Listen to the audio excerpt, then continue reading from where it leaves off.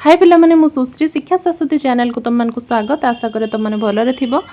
तो OTT exam दबा को जीवा पूर्व केतेटा इंपोर्टेंट क्वेश्चन आम आज डिस्कसन करबा। जो क्वेश्चन बहुत कॉमन क्वेश्चन, बहुत सहज क्वेश्चन, बट आम सहज बोली भाविक ताको स्किप कर जाई थाउ। तो सेथि पई आम आज से किछटा बेसिक क्वेश्चन को आलोचना करबा। तुमर एग्जाम रे बहुत ए सब बहुत थरा आसे। मु ताको बाछि बाछि जस्ट ताको गुटे जस्ट इंपोर्टेंट 30टा क्वेश्चन बनै छी जोटा कि हमें देखि दबा। आराम से वीडियो एंड जाए कंटिन्यू करो, आम ताको आलोचना करबा। ठीक अछि। फर्स्ट क्वेश्चन देखो, ओडिया भाषा रे मोट केतोटी स्वर ध्वनि व्यवहृत हुए? मोट केतोटी स्वर ध्वनि व्यवहृत हुए? 6टी, 7टी, 8टी, 10टी। आंसर कोन हबो? सठिक उत्तर होउची 8टी हैला। सठिक उत्तर होउची 8टी स्वर ध्वनि। नेक्स्ट क्वेश्चन कौन? केउ वर्ण गुडी को ओडिया व्याकरण रे अजक बाह वर्ण कहा जाय? अजक बाह वर्ण कौन ना? जो वर्ण एकुटिया तार अर्थ कौन किछि नाही, जो वर्ण गुटे सब मिसी गुटे शब्द हेई परिबने, गुटे शब्द रे सेटा एकुटिया बसी परिबो नाही, का संगरे गुटे अक्षर संगरे मिसकी बसिया को हबो। तो सेमती कौन ना क ख ग ना अनुस्वार विसर्ग चंद्रबिंदु ज र तालबेश मुदनेश दंतेश। ऑब्वियसली अनुसार विसर्ग चंद्रबिंदु एटा कौन गुटे शब्द रे बसी पारे कि? अनुसार लेके किछि शब्द हबो कि नाही, विसर्ग ते गुटे शब्द हबो कि नाही, ताकू गुटे शब्द संगे जोड़ी की बसिया को हबो गुटे अक्षर संगे। ठीक अछि। तो नेक्स्ट क्वेश्चन, क ठारू म पर्यंत 25टी वर्ण को केउ वर्ण कहा जाय? क ठारू म पर्यंत 25टी वर्ण को केउ वर्ण कहा जाय? ठीक अछि। अंतस्थ वर्ण, उष्म वर्ण, स्पर्श वर्ण आबा अनुनासिक वर्ण। कौन वर्ण कहा जाए क ठारू म पर्यंत? सठिक उत्तर होउची स्पर्श वर्ण। स्पर्श वर्ण बा ताको वर्गीय व्यंजन भी कहा जाए। ठीक अछि। नेक्स्ट क्वेश्चन, च छ ज झ, च छ ज झ एही वर्ण गुडिकर उच्चारण स्थान केउठी? एही वर्ण गुडिकर उच्चारण स्थान कोउठी? च छ ज झ उच्चारण पाटी रे करबो, चाप रे जाके जानि परिबो कोउठी ना? कंठ कंठ आउ नेक्स्ट ऑप्शन तालु मूर्धा दंत। कौन एटा ना? एटा होची सठिक उत्तर होची तालु, तालव्य वर्ण कहा जाए। ठीक अछि। विवेकीर रचयिता किए? विवेकीर रचयिता किए? सर्वप्रथम प्रबंध विवेकीर रचयिता किए ना? सठिक उत्तर होची राधानाथ राय लिखिचंती विवेकी प्रबंध। विवेकी प्रबंध सर्वप्रथम प्रबंध बोली कहा जाए राधानाथ रायंकर। ठीक अछि।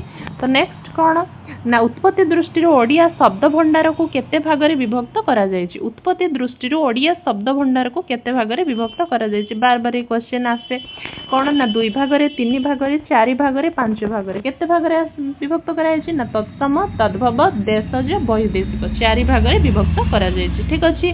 डाक्टर एवं कोर्ट केउ प्रकार शब्द अटे? डाक्टर एवं कोर्ट केउ प्रकार शब्द अटे? तत्सम, तद्भव, देशज, वैदेशिक। वैदेशिक अर्थ इंग्राजी। तो डाक्टर आउ कोर्ट को शब्द? सठिक उत्तर हो इंग्राजी, कहीं डाक्तर आउ कोर्ट एटा इंग्राजी शब्द ना, तो वैदेशिक शब्द बा इंग्राजी। तो नेक्स्ट क्वेश्चन कौन? पद प्रकरण विशेष्य विशेषण सर्वनाम क्वेश्चन कौन है ना? केउ पद कौनसी निर्दिष्ट व्यक्ति, जेउ पद कौनसी निर्दिष्ट व्यक्ति स्थान बा बहिर नाम को बुझाए ताहाको कौन कहा जाए? नाम को बुझाए। निर्दिष्ट व्यक्तिर नाम हो, स्थान, बही, खाता, कलम जहाँ किसी भी नाम हो, गोटे जनकर नाम को बुझाउथबो। जातिवाचक विशेष्य कहा जिवो ना? संज्ञा बा नामवाचक विशेष्य कहा जिवो ना? गुणवाचक विशेष्य कहा जिवो ना? क्रियावाचक विशेष्य कहा जिवो? ताको कहा जिवो ना? सठिक उत्तर नामवाचक विशेष्य बा संज्ञावाचक विशेष्य। ठीक अछि।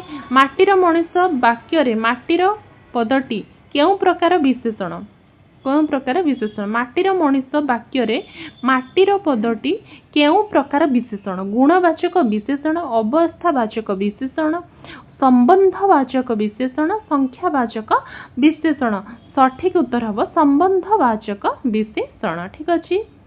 से निजे एही कामटी कले, से निजे एही कामटी कले एठारे निजे केउ प्रकारर सर्वनाम? निजे, मु निजे को प्रकार ना? ऑप्शन कौन अछि? पुरुषवाचक, प्रश्नवाचक, निर्देशात्मक, आत्मवाचक। आत्म कहले मु, आत्म मु निजे, तो निजे होची आत्मवाचक। सठिक उत्तर आत्मवाचक। नेक्स्ट क्वेश्चन, लक्ष्मा खूब साहसी झियो थिला। लक्ष्मा खूब साहसी झियो थिला एठारे खूब केउ पद अटे? एठारे खूब केउ पद अटे? विशेष्यर विशेषण, विशेषणर विशेष्य, क्रिया विशेषण, सर्वनाम पद। सठिक उत्तर कौन होची ना? विशेष्यर विशेषणर विशेष विशेषणर विशेषण ठीक अच्छे विशेषणर विशेषण। नेक्स्ट क्वेश्चन विवेकी शब्दर प्रकृति और प्रत्यय कौन हम विवेकी शब्द को संधि विच्छेद कले कौन हम सेटा विवेक शब्द कौन हम ना विवेक युक्त इ विवेक युक्त इन विवेक युक्त आ विवेक युक्त ता विवेक युक्त इन तद्धित पद इन। नेक्स्ट कौन हम आहा कि सुंदर दृश्य एठारे आहा केउ प्रकार अव्यय पद आहा कि सुंदर दृश्य एठारे आहा केउ प्रकार अव्यय पद केउ प्रकार ना संयोग संयोजक अव्यय बीजोजक अव्यय भावसूचक बा आवेग सूचक अव्यय बा सादृश्य बोध अव्यय कौन हम आहा कि सुंदर सठिक उत्तर भावसूचक बा आवेग सूचक अव्यय ठीक अच्छे। नेक्स्ट क्वेश्चन केउ पद साधारणतः कौन सी परिवर्तन हुए ना ताको कौन कहते जो पद साधारणतः कौन सी परिवर्तन हुए ना ताको केउ पद कह जाए कौन ना विशेष्य सर्वनाम अव्यय विशेषण कौन कह अव्यय सठिक उत्तर अव्यय। कारक विभक्ति और समास उपर क्वेश्चन ओडिया व्याकरण मोट केतोटी कारक तो नेक्स्ट क्वेश्चन कौन ना कारक विभक्ति और समास ओडिया व्याकरण रे मोट केतोटी कारक रही ओडिया व्याकरण रे मोट केतोटी कारक रही 5टी 6टी 7टी 8टी 5टी 6टी 7टी 8टी केतोटी सठिक उत्तर 6टी कारक रही। नेक्स्ट क्वेश्चन गछरु पत्र पड़िला एठारे गछरु पत्र रे केउ कारक होइछि गछरु पत्र पड़िला एठारे गछरु पदरे केउ कारक हेउछि एठारे गछरु पदरे केउ कारक होइछि कोउ कारक कर्ता कारक करण कारक अपादान कारक संप्रदान कारक सठिक उत्तर होउछि अपादान कारक पंचमी विभक्ति। नेक्स्ट क्वेश्चन माटीर मनीष पदरे माटीर शब्द केउ विभक्ति होइछि माटीर मनीष पदरे माटीर शब्द केउ विभक्ति होइछि द्वितीय नेक्स्ट तृतीय पंचमी षष्ठी सठिक उत्तर षष्ठी विभक्ति संबंध पद। क्रिया साधित हेबार स्थान बा समय को केउ कारक कह जाय कि क्रिया साधित हेबार स्थान बा समय को केउ कारक कह जाय करण कारक अपादान कारक अधिकरण कारक कर्म कारक सठिक उत्तर अधिकरण कारक बा सप्तमी विभक्ति। नेक्स्ट रही ओडिया भाषा में मोट केतोटी उपसर्ग रही 15टी 20टी 25टी 30टी केतोटी ना 20टी उपसर्ग रही। तो नेक्स्ट क्वेश्चन परस्पर संबंध थिबा दुई बा तत्वधिक पद को एकपदीकरण करने को कौन कह जाए परस्पर संबंध थिबा दुई बा तत्वधिक पद को एकपदीकरण करने को कौन कह जाए संधि समास कारक विभक्ति कह जाए समास। राजपुत्र राजांकर पुत्र केउ समासर उदाहरण दिगु नेक्स्ट ऑप्शन द्वंद्व समास तत्पुरुष समास बहुब्री समास सठिक उत्तर होउछि तत्पुरुष समास षष्ठी तत्पुरुष। नेक्स्ट क्वेश्चन उपन्यास शब्दटी केउ उपसर्ग जोगु गठित होइछि उपन्यास शब्दटी केउ उपसर्ग जोगु गठित होइछि उपयुक्त नि उप प्रयुक्त उप सठिक उत्तर होउछि उपयुक्त नि युक्त आस युक्त अ ठीक अच्छे।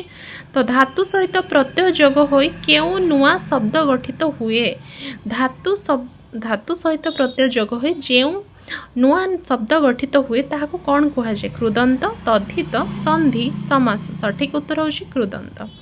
शब्द सहित प्रत्यय जोग होई गठित शब्द को कौन कह जाए कृदंत तद्धित समास कारक सठिक उत्तर तद्धित पद।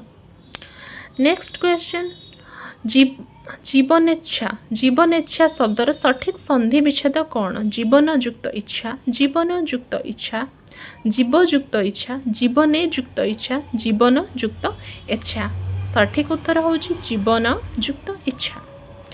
आकाश कुसुम रूढ़ीर प्रकृत अर्थ कौन आकाश कुसुम रूढ़ीर प्रकृत अर्थ कौन बहुत दूर कथा सुंदर फूल वृथा स्वप्न असंभव कथा आकाश कुसुम अर्थ होउछि गर्व करिबा सठिक उत्तर कौन होउछि ना वृथा स्वप्न बा असंभव कथा। आखि देखाइबा रूढ़ीटी केउ अर्थ रे व्यवहृत हुए आखि देखाइबा रूढ़ीटी केउ अर्थ रे व्यवहृत हुए भल भाबे देखिबा डराइबा भयभीत करिबा आखि खराब हेबा खुशी हेबा सठिक उत्तर डराइबा बा भयभीत करिबा। नेक्स्ट क्वेश्चन अंधारर बाड़ी यह केउं प्रकार रूढ़ी रो उदाहरण क्रियायुक्त रूढ़ी क्रियाहीन रूढ़ी तुलनात्मक रूढ़ी लोक बाणी कौन है ना क्रियाहीन रूढ़ी बा अर्थ हूँ असहायर साहा। नेक्स्ट क्रियाहीन और क्रियायुक्त रूढ़ी उपर बहुत क्वेश्चन आसे जो माने परिश्रम करती से माने सफल हुअन्ति यह केउं प्रकार वाक्य सरल वाक्य यौगिक वाक्य जटिल वाक्य मिश्र वाक्य सठिक आंसर हूँ जटिल वाक्य। आज आम 30 इंपोर्टेंट क्वेश्चन आलोचना कलु नेक्स्ट वीडियो रे आम अन्य इंपोर्टेंट क्वेश्चन आलोचना करूँ। रहुछि धन्यवाद जय जगन्नाथ।